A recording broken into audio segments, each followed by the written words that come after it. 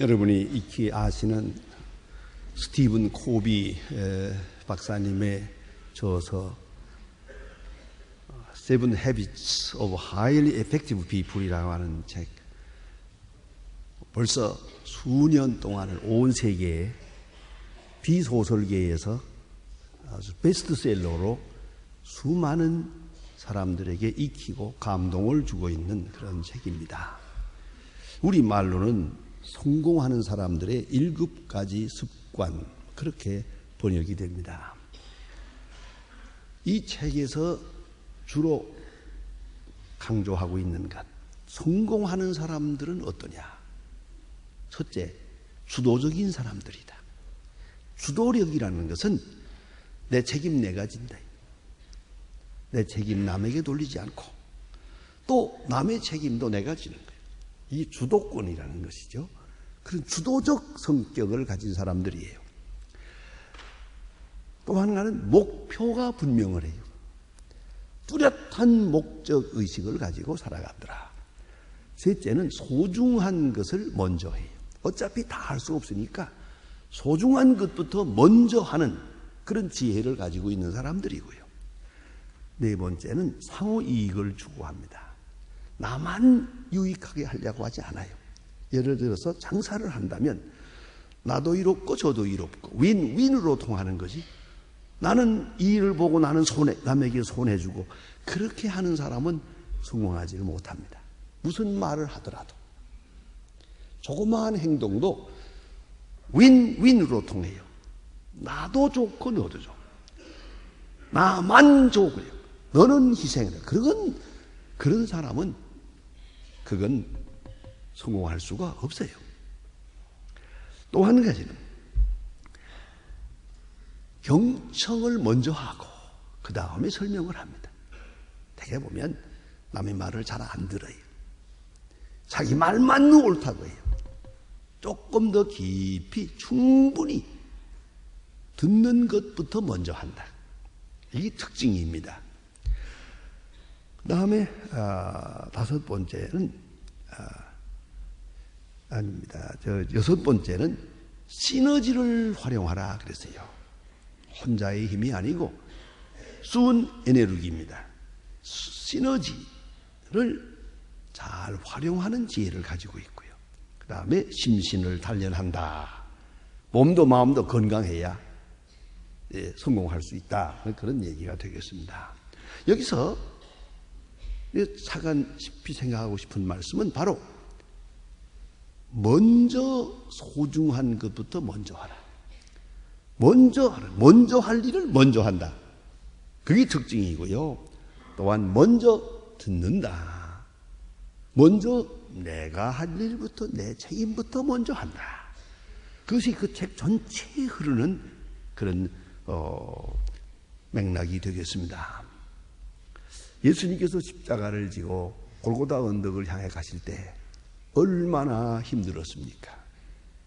그 무거운 십자가를 지고 갈 뿐만 아니라 간간히 로마 군인이 마구 내려 치는 매를 맞으며 쓰러져 가면서 갔습니다. 이 어려운 고난의 길에서 예수님은 한마디 말씀을 하셨습니다. 유일한 말씀입니다. 막 울면서 따라오는 예루살렘 사람들을 바라보며 예루살렘의 딸들아, 나를 위해 울지 말고 너와 네 자손을 위해서 울라.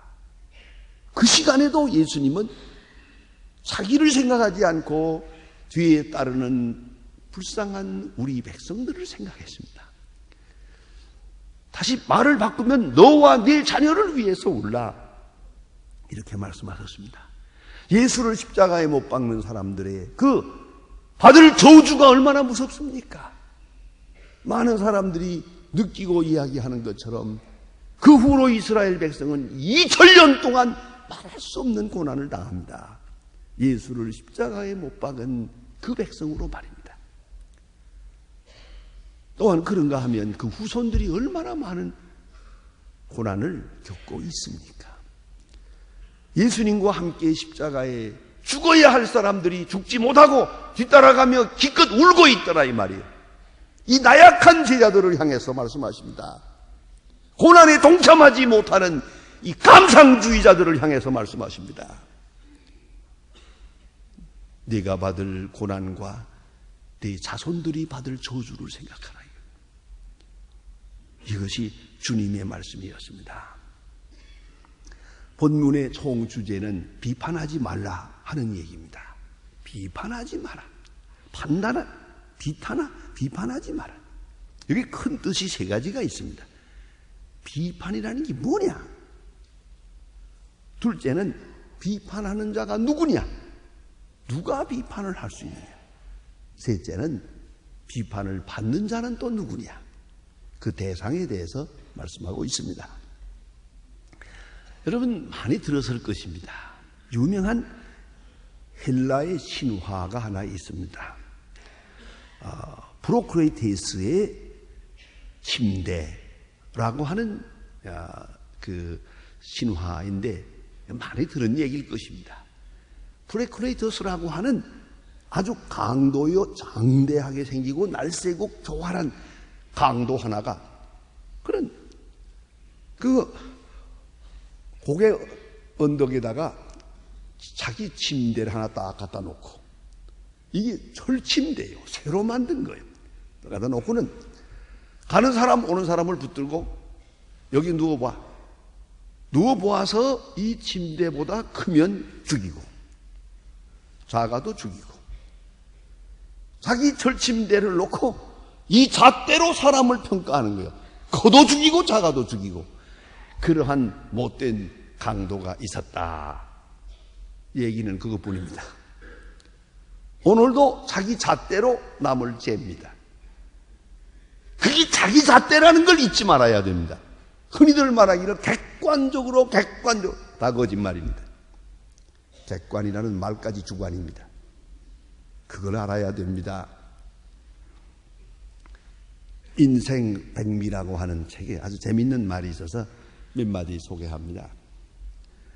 손님을 대접할 때, 내가 손님을 집에 모셔서 대접하면 나는 사람들을 좋아해서 선심을 써서 이렇게 하노라 그러고요. 다른 사람이 손님을 대접하면은 저 사람 집 자랑하느라고 저런다. 꼭 그렇게 말합니다. 내 아이가 음악을 공부하겠다고 음악을 선택하면은 아이는 아주 절대 음감이 있어서 소질이 있어서 얘 음악을 시킨다. 그리고 남의 집 아이가 음악을 공부한다 그러면 저거는 허영이라고 잘못 가고 있다고 그럽니다. 내가 출마할 때는 사회를 위해서 민족을 위해서 출마한다고 떠들고요. 남이 출마할 때는 저 사람 불순한 목적이 있다고 그럽니다. 내가 승진할 때는 내 능력의 결과로 승진했다고 그러고요. 남이 승진하는 걸 보면서는 줄을 잘 섰다고 그럽니다. 내가 새 집을 마련할 때는 부득이 그럴 수밖에 없는 필요가 있었다고 말하고요. 남이 새 집을 마련하면 주제넘게 허리에 빠졌다고 그럽니다. 내가 여행을 할 때는 전문을 넓히기 위해서 세계 여행을 하노라 그러고요. 남이 여행을 하면은 면세품 쇼핑하러 갔다 그런다요. 이거 보세요. 똑같은 사건인데 이렇게 자기 관점에서 보면 얘기가 달라지죠. 마음속에 자기도 모르는 사이에 엄청난 악이 뿌리박고 있어서 이 같은 비평을 하는 거예요. 이 같은 비방을 하면 그 인격이 썩어 들어가는 거예요. 오늘 성경 말씀에는 비판하지 마라. 크리노라고 하는 이 말은 일반적인 용어가 아닙니다. 재판정에서 재판장이 망치를 두드리면서 유죄하고 판결을 내리는 그 판결을 말합니다. 이런 판결을 내린다는 거예요. 그러면 문제는 이것이에요. 누가 판결할 수가 있습니까? 누가 남을 판단할 수가 있습니까? 내가 남을 판단하는 순간 내가 심판주가 되는 거예요. 내가 재판장이 되는 거예요. 아니, 내가 하나님을 대신한다는 걸 잊지 말아야 돼요. 그건 무서운 것이에요. 보세요. 구약 성경에 보면 민수기 20장에 참 천을 읽을 때마다 마음 아픈 장면이 나옵니다. 저는 그때마다 마음이 괴로워요. 왜요? 모세가 120세입니다. 그런데 그가 민족을 위해서 하나님의 백성을 인도하느라고 40년 동안 얼마나 고생을 했습니까? 그런데 그가 가나안에 못 들어가요. 요단강을 건너 가나안에 못 들어가고 비스가산 언덕에서 멀리 바라보고 느보산에서 죽었어요. 그런데 그 성경이 말하기를 120세가 돼서 기진맥진해서 죽었다, 이렇게 기록했으면 참 좋겠어요. 그렇지 않아요. 성경은 이렇게 말하고 있어요. 너는 나를 믿지 아니하고 나의 거룩함을 드러내지 아니하고 너는 나를 거역했느니라. 세 가지 제목을 딱 들고 가나안에 못 들어간다. 모세가 이렇게 됐어요. 종말이 이렇게 됐더라고요. 어찌 그럴 수가 있습니까? 무슨 죄가 있었냐고요? 보세요. 이스라엘 백성들이 하나님을 원망했어요. 물이 없다고 원망하고 갈 길이 없다고 원망하고 이거들은 마음에 안 든다고 하나님을 원망하다가 마침 모세를 또 원망하고 모세를 죽이겠다고까지 하는 거예요. 모세가 화가 났어요. 화가 나는 순간에 확 돌아버렸어요. 신앙에서 떠납니다. 그리고 무서운 말을 합니다. 이 패역한 백성들아, 이게 심판입니다. 소망 없는 백성이다. 이 소망 없는 백성이라고 내려칠 때 하나님께서 말씀하십니다. 이 사람아, 내 백성 내가 심판하지 네가 왜 심판하니? 네가 뭔데 심판을 하는 거야? 이 사람아, 너는 나의 거룩함을 드러내지 아니했느니라. 나를 믿지 아니했느니라. 그냥 심판했어요. 이걸 잊지 말아야 되고요. 또한 어떤 모세가 실수한 일이 있었어요. 그랬더니 모세의 형 아론, 또 누나, 옛날에 어버 키운 사람이에요. 미리암이 그거 다 모세의 누나요 형님이니까 또 쉽게 말하게 되거든요. 하나님의 종 모세가 이럴 수 있느냐고 마음대로 비방을 하는 거예요. 비난을 했더니 하나님 말씀하십니다. 민수기 12장 8절에서 어찌하여 내 종 모세를 비방하기를 두려워하지 않느냐? 내 종 모세를 비방하기를 두려워하지 않느냐? 그냥 내려쳤어. 미리암이 문둥병이 걸렸어요. 이것이 성경입니다. 바른 믿음을 가져야 됩니다. 내가 누굽니까? 오늘 성경에 예수님 말씀하시기를 비방하지 마라, 비판하지 마라. 왜? 너도 비판을 받아야 되니까. 하나님 앞에서 심판을 받아야 되거든. 모세가 실수했어요. 시편 106편에서 보면은요, 모세가 하나님 앞에 망령되이 말했다 그러세요. 망령되이 말을 했어요. 말 한마디 잘못했어요. 무슨 무익한 말을 하든지 하나님 앞에서 심판을 받을 것이라고 예수님께서 말씀하셨어요. 그러면 이렇게 심판하는 말 함부로 하는 게 아니에요. 이게 잘못이에요. 말을 잘못해요. 또 그 다음에 오늘 주신 말씀을 자세히 보면은요, 내가 심판하는 심판으로 내가 심판을 받으리라. 남을 심판하면 꼭 심판을 받아요. 남을 비방하면 비방을 받아요. 저주하면 저주를 내가 받아요. 그거 참 이상한 거 아닙니까? 여러분 일생 살면서 많이 경험하지 않았어요? 남 넘어지는 거 보고 웃어보세요. 꼭 그 다음에 가서 내가 넘어져요. 그 자리에서 넘어지다. 정확하게. 어쩌면 말이에요. 이것이 우리가 경험하는 신앙생활이에요. 누가 심판할 수 있겠습니까?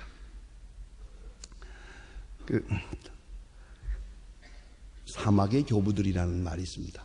옛날에 경건하게 살려고 하는 분들이 사막에 들어가서 이 세상과 떠나서 거룩하고 경건하게 깨끗한 영혼으로 살다가 주님 앞에 가려고 하는 그런 공동체가 있었어요.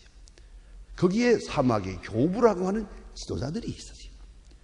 이들이 경건하게 하나님 앞에서 산 그 생활, 사막 수도원 생활들이 기록으로 남아있어요. 지금도 그 수도원이 있습니다. 거기에 보면 여러 가지 규칙이 있는 중에 깊이 생각해야 될 부분이 있어요. 첫째가 뭐냐면 수도사회의 규칙은 남을 비판하지 마라. 절대로 하지 마라.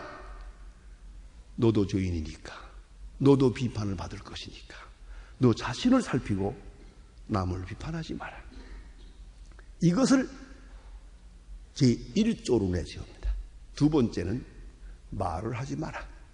그 기록에 보니까 너무 엄청난 얘기가 있어요. 2년에 한마디만 해라. 그리고 3마디 하고 죽은 사람이 있더라고요. 말하지 마라. 할 말이 있으면 명상과 기도로 새기라. 비방할 말이 있어요? 명상과 기도로 다 소화해버려. 그래서 영혼이 깨끗해져야 하나님 앞에 바로 서는 수도사가 될 수 있다는 거죠. 말하지 마라. 일체 말하지 마라. 사실 또 그래요.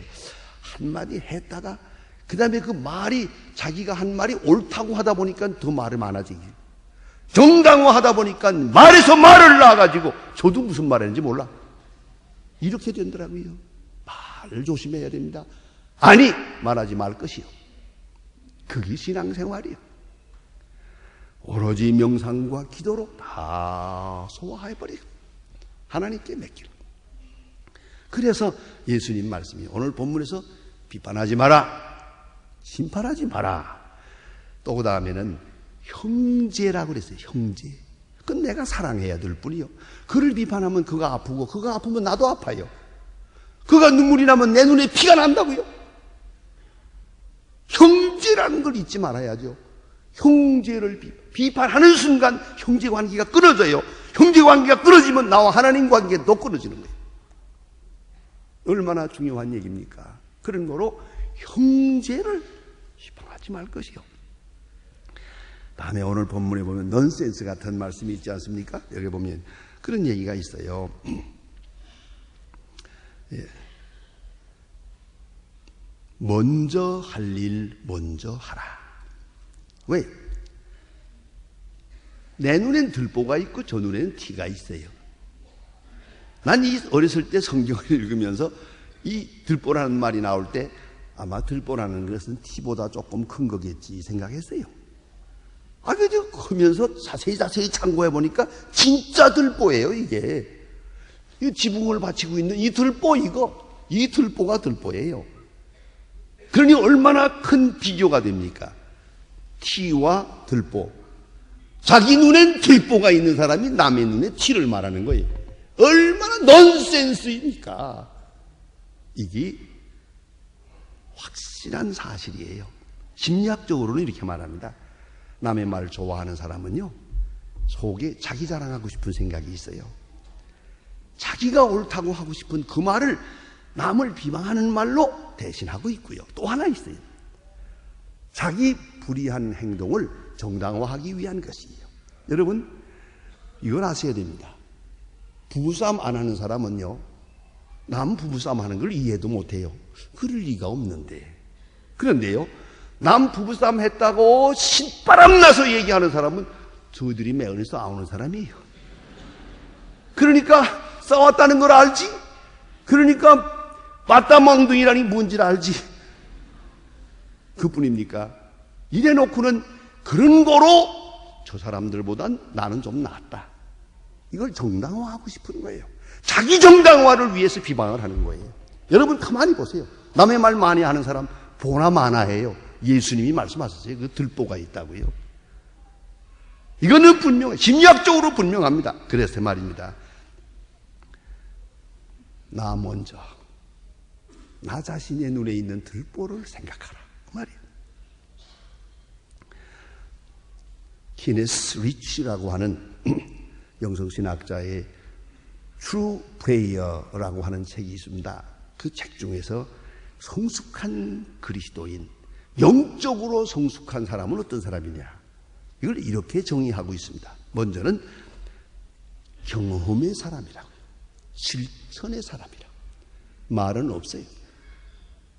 우리 교회에서도 참으로 잘 믿는 사람은 말이 없어요. 조용하게 실천을 해요. 조용하게 봉사해요. 도대체 말 많이 하는 사람 제대로 봉사하는 일이 없어요. 그게 바로 문제라고요. 대단한 일같이 말하지만 저는 한 일이 아무것도 없어요. 이걸 알아야 돼요. 정으로 영적으로 높이 성숙한 사람은 실천하며 깨닫고 실천하면서 배워요. 봉사하면서 배우고 있기 때문에 그는 말이 없어요. 그게 첫째고요. 두 번째는 거룩한 생활이 있어요. 그래서 거룩한 사람이 되는데 그건 뭐 사랑의 실천을 통하여 거룩해지. 명상을 통해서도 아니고 말을 통해서도 아니고 설명을 통해서가 아니라 사랑의 실천을 통해서 그 영혼을 거룩하게 좀 더 거룩하게 끌어올린다. 세 번째는 분별의식이 있어요. 분별력이 있어서 어떤 경우에도 내가 누구냐는 것을 잃지 않아요. 자기 자신을 알고 자기 자신을 비판하는 일을 절대로 놓치지 않아요. 자기 자신의 페이스를 언제나 먼저 지켜간다 그 말이죠. 그래서 오늘 성경에 보니까 내 눈에 들보가 있다. 생각해야 돼요. 내 허물은 들보요 남의 허물은 티라고 하는 것을 잊지 마세요. 그만큼 우리는 확실하게 규정을 하고 출발해야 돼요.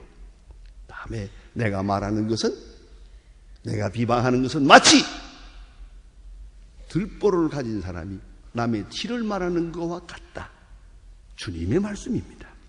그런 거로 우리는 내 눈에 들보에 먼저 관심을 두고 오늘 본문의 중요한 결론은 무엇입니까? 내 눈에 들보를 빼라. 들보를 먼저 빼라. 먼저 내 눈에 들보를 확 빼버리라. 그리고 나서 밝히 보고 아주 귀한 말씀이에요. 그 다음에야 밝히 보게 됩니다. 그러면 남의 눈에 티가 무엇인지를 알 수 있어요. 내 눈에 들보가 있으면서 보는 티는 잘못된 거예요. 내 눈에 들보를 빼고 그리고 보세요. 그때에 밝히 볼 수 있는 것이다. 먼저 자기를 비판하고 다른 사람의 티가 보일 때마다 자기를 살피고 내 눈에 들보가 있음을 의식하고 그리고 먼저 뺄 것이요. 내 눈에 들보를 빼기 위해서 힘쓸 것이요. 그리고 밝히 보게 되는 밝은 세상, 밝은 관계, 밝은 은혜의 세계를 보게 될 것입니다. 기도하십시다.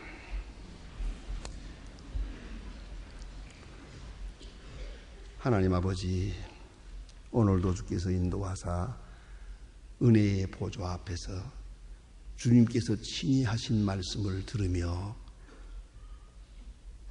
주 앞에 선 내 모습을 보게 하시오니 감사합니다.